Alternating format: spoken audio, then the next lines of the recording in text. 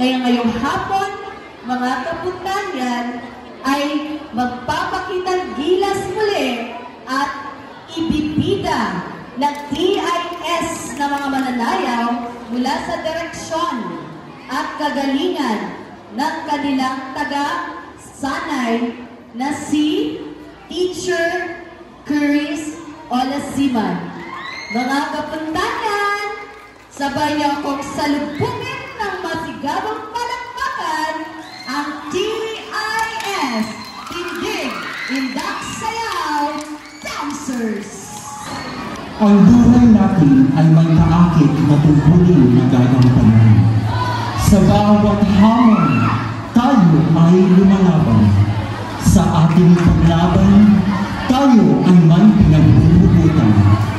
Mula sa pamilya, kaibigan, at maging sino man.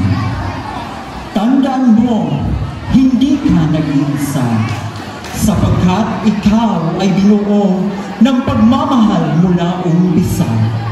Tatagan mo ang iyong loob, kapamilya, kaibigan o kaibigan, dahil mayroon tayong Panginoon na sinasandalan.